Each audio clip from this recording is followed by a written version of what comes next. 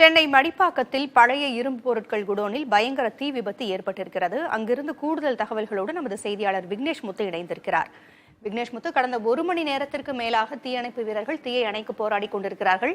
ஆனால் தீ இன்னும் கட்டுக்குள் வந்தபாடில்லை என்ற தகவல்களும் வந்திருக்கின்றன. என்ன நடவடிக்கை எடுக்கிறாங்க? இன்னும் அதிகமான வீரர்கள் தேவைப்படுகிறார்களா? தீயணைப்பு உபகரணங்கள் எல்லாம் போதுமான அளவிற்கு இருக்கிறதா?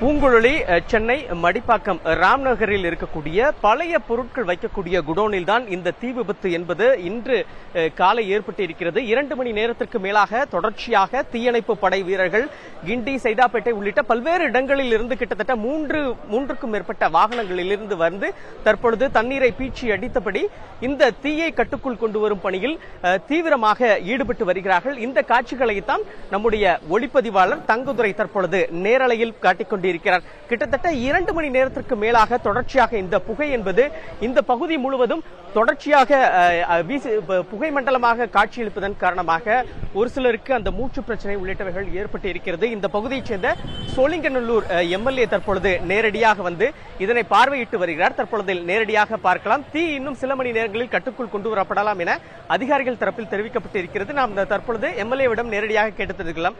சார், வணக்கம் சார். இந்த தீ விபத்து 2 மணி நேரத்துக்கு மேலாட்டு இருக்கு. எப்ப சார் முழுமையாக கட்டுக்குள் கொண்டு வரப்படும்? எத்தனை அதிகாரிகள் பணியில் ஈடுபட்டிருக்காங்க? நீங்க கேட்கும் பொழுது என்ன சொல்றாங்க அதிகாரி? இல்ல, இப்ப உடனடியாக இதற்கான தீயணைப்புத்துறை அதிகாரிகள், அலுவலர்கள் எல்லாம் வருகை தந்து இதற்கான கூடுதல் இயந்திரங்கள் எல்லாம் வச்சு தண்ணீர் இது பண்ணியிருக்காங்க. கூடுதலா மெட்ரோ வாட்டருடைய குடிநீர்கள், தனியார் வாகனங்கள் எல்லாம் வச்சு குடிநீர் தண்ணியை வைத்து வேகமாக அதற்கான முயற்சிகள் மேற்கொண்டு. இருந்தாலும் காத்து கொஞ்சம் அதிகமாக இருக்கிறதுனால தீ கொஞ்சம் பரவிக்கின்னு இருக்கு. பழைய பொருட்களாக இருக்கிறதுனால அந்த பழைய பொருட்கள் எல்லாம், இந்த கேபிள்கள், இந்த மாதிரிலாம் மெட்டீரியல்கள் உள்ள இருக்கிறதுனால அந்த மெட்டீரியல் இன்னும் அதிகமாக தீ பிடிக்குது. ஓரளவுக்கு கொண்டு வந்துட்டாங்கன்னு ஒரு 20% கொஞ்ச நேரத்தில் அதுக்கான தீர்வு முடிஞ்சிடும். தீ அணைக்கிறது ஒரு ஜேசிபி கேட்டிருக்காங்க. உடனே ஜேசிபி வர சொல்லியிருக்கோம். அதை கலரி அந்த இன்னும் உள்ளவும் புகைச்சின்னு இருக்கிறத எல்லாத்தையும் கட் பண்ணுறதுக்கான தண்ணியை அணைக்கிறதுக்கு ஒரு ஈஸியாக இருக்குன்றதுனால ஜேசிபி வச்சு அந்த இயந்திரத்து மூலமாக சரி பண்ண போறோம். முடிஞ்ச அளவு கட்டு கொண்டு வந்துட்டாங்க. புகை அதிகமா இருக்கு. மக்கள் எதுங்கிறது வேற பக்கம் அப்புறப்படுத்துறாங்களா உடனடியாக? சுத்தி இருக்கிற வீடு பகுதிகள் எல்லாம் இன்ஃபார்ம் பண்ணியாச்சு, எச்சரிக்கை பண்ணியாச்சு. இது மாதிரி ஃபயர் ஆயிருக்கு, வீட்டுக்கு கொஞ்சம் பார்த்துங்க, கதவெல்லாம் ஜன்னல் மூடுங்க, வீட்டை விட்டு வெளியே வந்துருங்கன்னு சொல்லியிருக்கோம். அது மாதிரி பாதுகாப்போடு தான் இன்றைக்கு உயர்தர சென்னை மாநகராட்சி அலுவலர்கள் வந்திருக்காங்க, ஃபயர்லேருந்து வந்திருக்காங்க, போலீஸ் வந்திருக்காங்க. எல்லாருமே வந்து அரசு இயந்திரம் சிறப்பாக அதற்கான நடவடிக்கைகள் எடுத்துக்கிட்டு இருக்காங்க.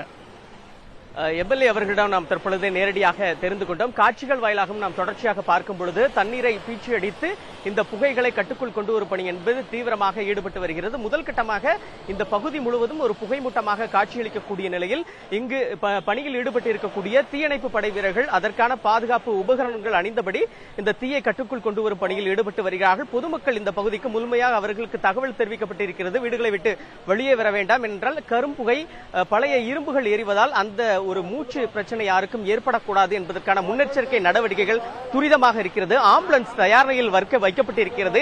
யாருக்கேனும் எந்தவித பாதிப்பு ஏற்பட்டால் உடனடியாக அவர்களை மீட்டு ஆஸ்பத்திரிக்கு கொண்டு செல்வதற்கான நடவடிக்கைகள் மேற்கொள்ளப்பட்டிருக்கிறது.